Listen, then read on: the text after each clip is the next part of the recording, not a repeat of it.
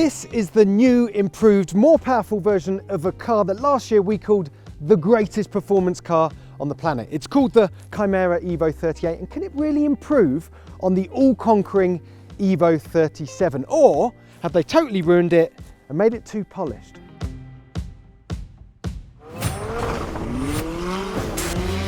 In this video, we're going to be showing you what every button and switch does in the interior, pointing out all the styling and mechanical upgrades, and we'll be driving it flat out on an Italian mountain pass. Stick around to the end of the video when we're going to be slapping some studded tyres on this and going for a drift about on our very own private ice racing track with the boss, Luca Betti, to celebrate this car's rallying roots and the fact that it's now four-wheel drive. We got the weather for it. Quick reminder then that this is a tribute to the Lancia 037 Group B rally car, famously the last rear-wheel drive car to win the World Rally Championship. It's a Restomod, technically, with just a little Lancia Monte Carlo in the chassis, but beyond that, it's entirely new.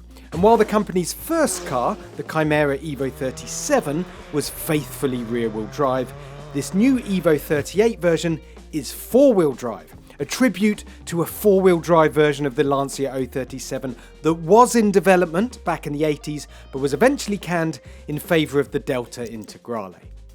Right, let's have a poke about inside, shall we?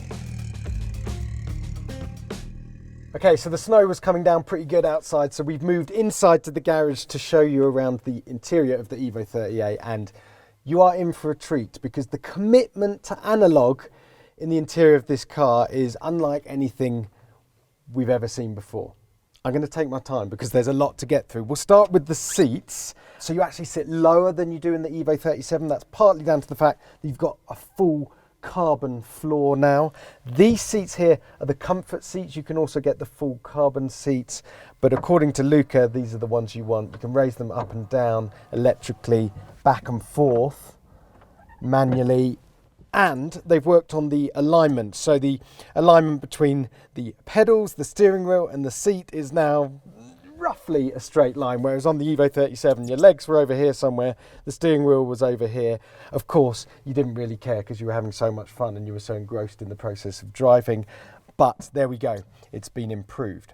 Okay, steering wheel, as simple as it could possibly be. And then behind them, of course, you've got analog dials for your speedometer, for your tachometer, physical needle, physical increments, but little tiny digital screens embedded into those dials. And these kind of auxiliary dials that stretch across the dash here, they have a physical needle as well, but screens in the background, so you can change the function of each dial. You can flash up messages to the driver as well. That blend of digital and analog right there. Let's just move across the dash here because the feel of these organ stop switches, those are for your fog lights, are just phenomenal. You can tell someone has sweated over the noise they make, the way they feel, and it pays off handsomely. Here, a big row of switches. I won't take you through all of them, just the most important one. This one is your suspension lift. So the suspension, there's motorized hydraulic shocks in the back. We'll have a look at those in a minute. And it raises the car up by 50 millimeters. So you can go into full-on rally / Dakar mode on kind of rougher surfaces. And I'm sure we'll be having a go with that on the ice track a little bit later on. This one here opens up the flap in the exhaust, so you get a much louder exhaust note, effectively switches it from being routed through the mufflers to just a straight pipe. And there's a very cool party trick where you can see the turbo glowing red through that central outlet when the flap is open. Incredibly cool. Right, you'll see here a radio, but no screen to control your radio. So this is just the prototype. I'm told it's about 85–90% finished. Representative in the way it drives, but just a few little bits that haven't quite been finalized.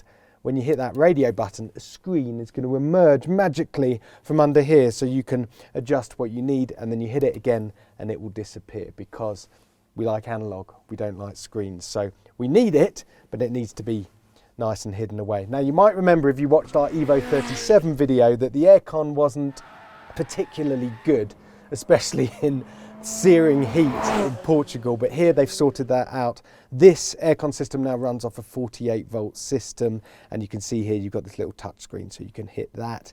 You can adjust your fan speed, or you can go back to the menu, and you can adjust your temperature there. And these vents are inspired, I'm told, by the Ferrari F40, as are these kind of slatted vents in the door, which is a nice little Easter egg.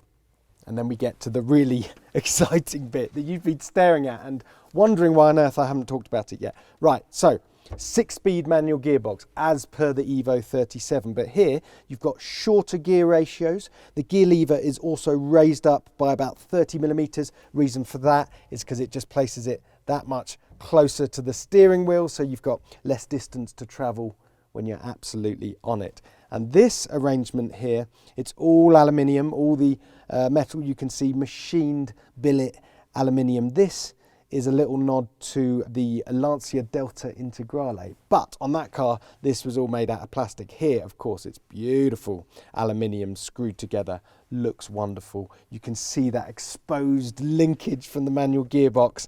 The big story here is this car is now 4-wheel drive. The EVO37 of course was only rear-wheel drive. So when you make a big change like that, what do? Well, you showcase it in a transparent tunnel here where you can actually see the front drive shaft spinning around, because they've handily drawn some dotted red lines on it so to help you see the spinning motion running to the front axle of the car. Gorgeous bit of engineering art down there. Now the way that this works is you've got a hydraulically actuated clutch on that front axle, and this lever here, which again has such a beautiful, listen to the click as it moves down the modes. So here we have 100% rear wheel drive, here 25% front, 75% rear, and here 50% front, 50% rear. The way it works is it increases the hydraulic pressure, squeezes that clutch together, and allows more of the power to go to the front axle. But the idea is you can do this on the fly. You can do this while you're moving. So if you see a surface change up ahead, you can literally change your torque distribution on the fly and then get back on it. Speaking of on the fly, this thing here, a hydraulic handbrake, but cleverly, like in WRC cars, it declutches the engine behind. So you don't need to touch the clutch pedal. You can stay on the throttle, pull it, it will lock up the rears, instigate that slide, and then when you release the handbrake, it dumps the clutch again and off you go.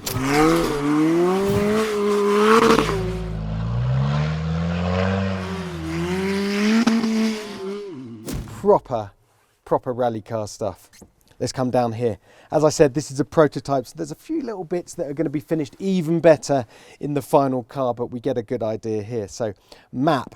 This is so you can switch between engine maps. You can have effectively 400 horsepower, 500 horsepower, or the full 600 horsepower. Why would you want less power? Well, it makes the car slightly smoother when you're, you know, on the morning commute, stuck in a traffic jam in your EVO38. This is to control the level of traction control.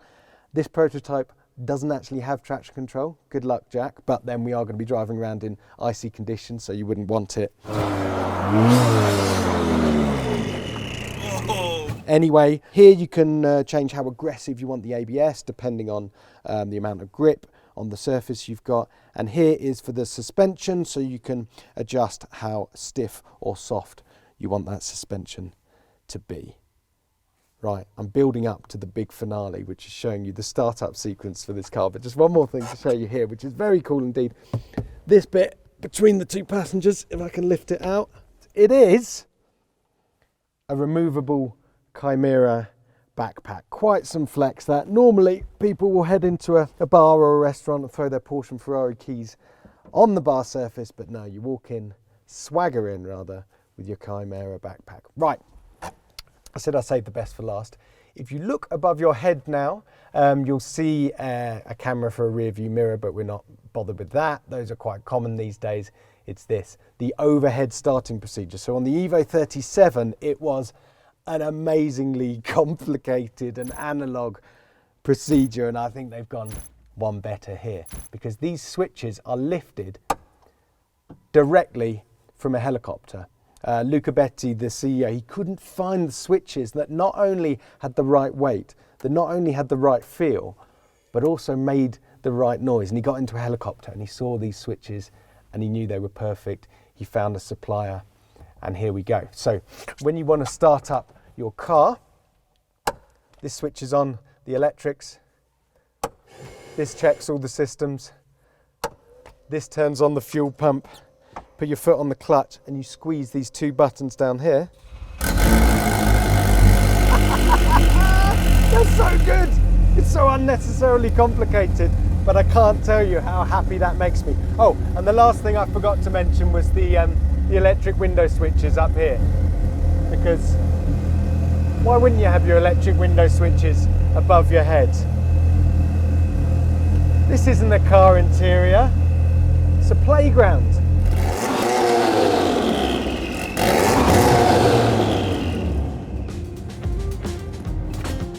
Okay, prepare to start dribbling. Let's take a look at what's hiding under here. Look at that. Are you ready for some engineering art? Because here we have the familiar 2.1 litre 4-cylinder engine, supercharged and turbocharged from the EVO37, but of course here it's very different. Now on the EVO37 the turbo was mounted high and up here, but of course they wanted more power. You've got a 4-wheel drive system, it saps more power, so they wanted it to feel the same in terms of acceleration and response as the EVO37, but with that 4-wheel drive system drawing on the engine. So you needed a bigger turbo, but they also moved the turbo here directly behind the engine, and that created a few little opportunities. Number one, you can get a much cleaner, easier air intake route. We'll show you the RAM air intake from the roof in a little minute, and it comes straight in the top here. You've also got these wing-shaped coolers. This one's for the oil, this one is for the intercooler, and this rather unique exhaust concept that they came up with. So in here is a flap. Now this isn't the normal exhaust flaps that you might see in BMWs and etc., where it opens partially to create a bit more noise. This is a flap that is either fully open or fully closed. When it's fully open, you essentially have a straight through exhaust that comes out of this pipe. Obviously a lot louder, a lot noisier. When the flap closes, the gas is rerouted through these pipes, through these mufflers, which unfortunately are going to get slightly bigger for the production car to muffle down the noise even more, and then out the exhaust tips out here. Pushrod suspension now front and rear for the EVO38. You can see the adjustable dampers here, and in here is the hydraulic lift mechanism, so you can raise the car up by 50 millimeters when you push that button. This is still a prototype. It's not even the absolutely perfectly finished article, but my word, is it gorgeous. Right, and let's have a look around the front, because there are similarly gorgeous things to look at under here. Okay, I'll go around the other side. Again, pushrod suspension benefits in terms of the front wheel kinematics, in terms of the packaging, of course. They also just look ridiculously cool. Down there, you can see the battery for the 48-volt system for the aircon that we mentioned earlier. Now, this bit's going to be slightly rearranged and repackaged, so you're actually going to have some extra luggage space in the front there. Right, let's close this up. So the chassis, by the way, on this is 3 times stiffer than the EVO37, and remarkably, despite the fact that it's 4-wheel drive and you've got all this additional hardware, thanks to extra carbon fiber and a few other titanium bits, it actually weighs 1,100 kilograms. It weighs less than the EVO37. Right, take a look at the front of the car. These headlights are slightly different, loving the yellow light signature. You've got this kind of 4 quarters motif in there with a little Kimera logo when you get up close. The front bumper down here, quite different, more aggressive, but really it's all designed around function. This is for cooling the brakes. This is basically an S-duct. You've probably seen that on a lot of the mid-engined V8 Ferraris. There, it's often used to create extra downforce. Here, really, it's all about cooling. So under there, you have the big radiator, draws the air in through here, and then up through the bonnet, over the top of the car, and into the intake down there.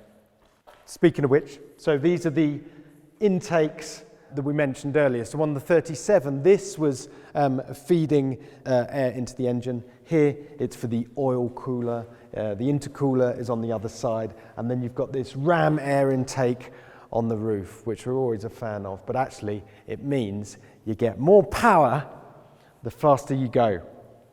Come around the back.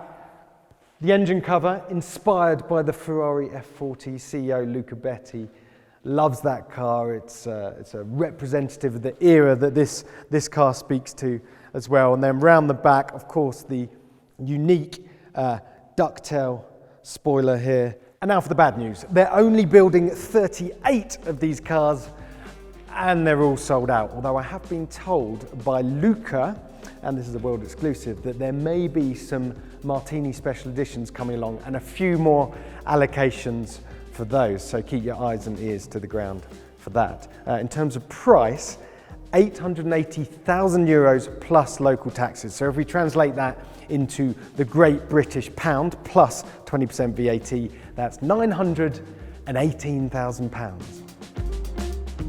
And with that terrifying number in mind, it was time to give it a gentle ticking over.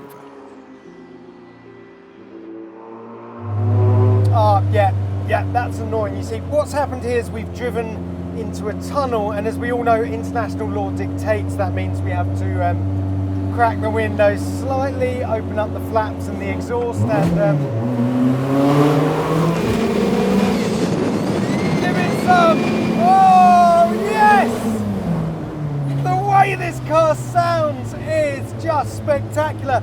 There's nothing fake about it, it's just mechanical anger coming from behind you, and you've got these lovely whistles and chuffs from the turbo. Oh, who said that 4 cylinders were boring, eh?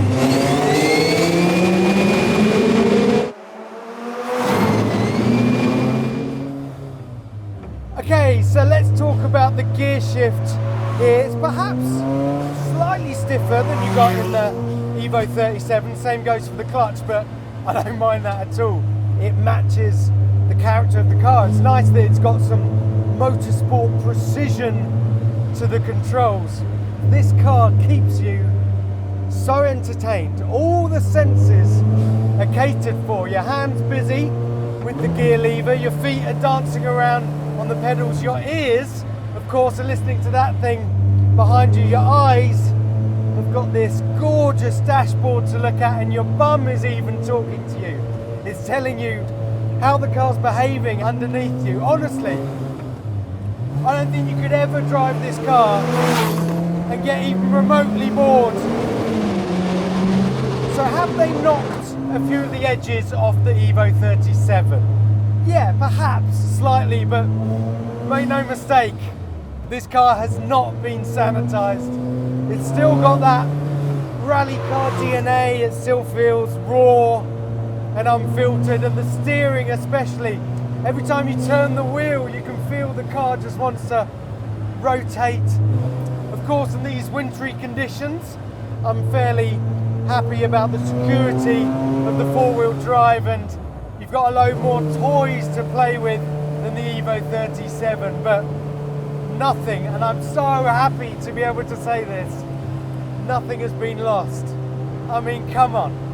I'm driving a gorgeous tribute to Italian rallying royalty on an incredible Italian road. It snowed all last night. The sun's just peeked out over the top of that mountain over there. Life doesn't get any better than this.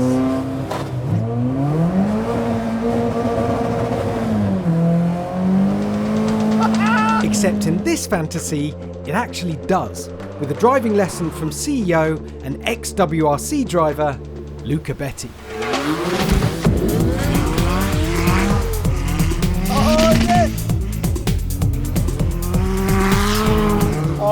so beautifully balanced. The steering's kind of sharp, but you have to be patient. Oh yes! No! Oh, you can keep it, you know? Nearly spun it, nearly spun it. Do you know what I love, Luca?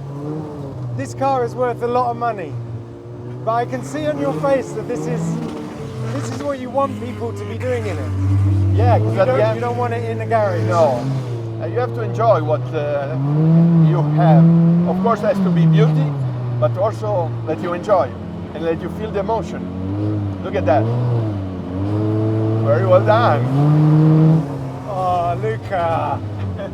A car shouldn't look this good, sound this good, and feel this robust. Sometimes you might feel like you're abusing a car, but this car loves it. It's made for that. Yeah, I mean, when we are designing, we look to be a rally car, and it remains the DNA of a rally car. Yeah. If you also want to try different setups, you know, you can even play. For sure, if you go with, let's say, more rear and drive. Should we try? Let's try. So now 75 rear. Yeah. Look how much you are living more. Okay.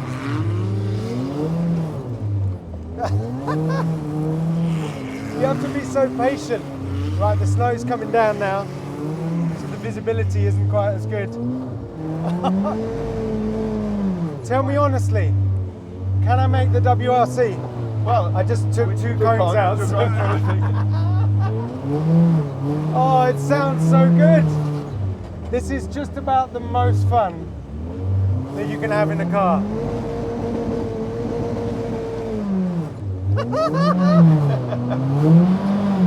This is amazing, but I want a driving lesson from the man himself. Do you fancy a go? And box. Box.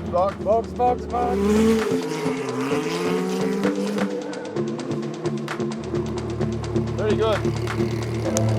And then, because I'm a nice guy, I let Luca swap seats with me and drive his own car. Lucky I brought my pace notes.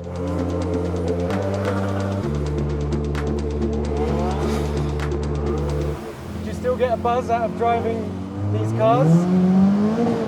Every time I enjoy, honestly, like a kid, you know? It takes me back to my previous life. And sometimes my mind immediately switches in order to go, not for enjoy, but immediately for the time lapse. It's a sort of obsession, you know?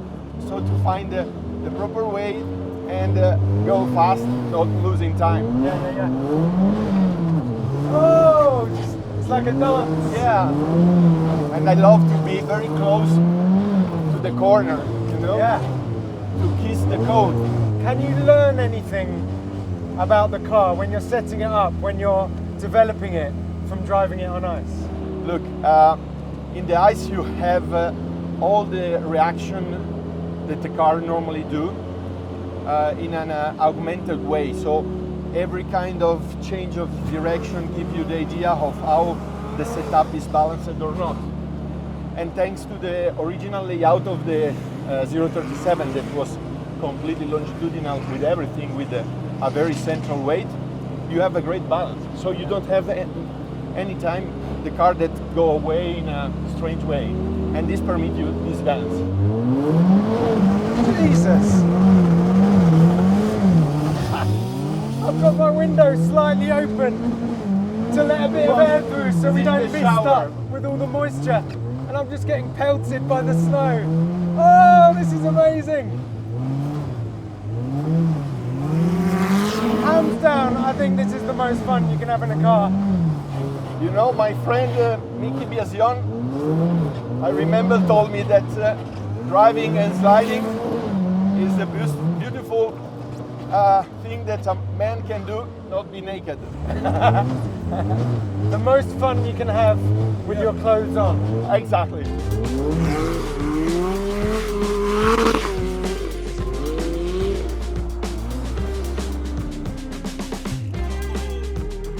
Can't get the drivers these days, you know. I was showing Luca how it was done, Then I let him have a go because he was, you know, in my ear. And then look where he puts it. Unbelievable behaviour.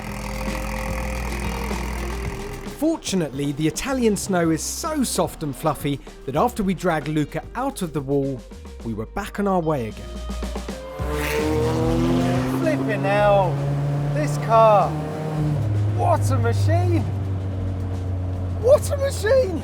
Hands down, this is the most exciting car I've ever driven, and I do not say that lightly, but it's the combination of things coming together, the way it looks, the backstory, all the touch points, the way it sounds, the way it behaves. It's just so exciting, whether you're driving slowly, not moving at all, or preferably giving it the full beans.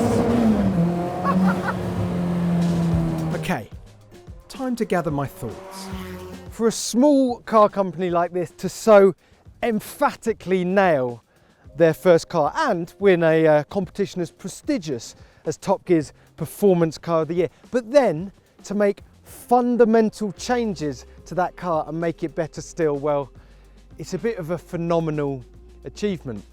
Again, this car is the antidote to modern supercars. They're getting bigger and heavier and more complicated and more electrified, but this thing is just small and angry and noisy and just bursting with character. And let's face it, it's pretty much the coolest thing I've ever seen. I suppose the big question is, where do they go from here? What's next for Kimera? Well, what's next is something called the K39. And if you like your fast cars a little bit more track focused rather than rally focused, you're in for a treat.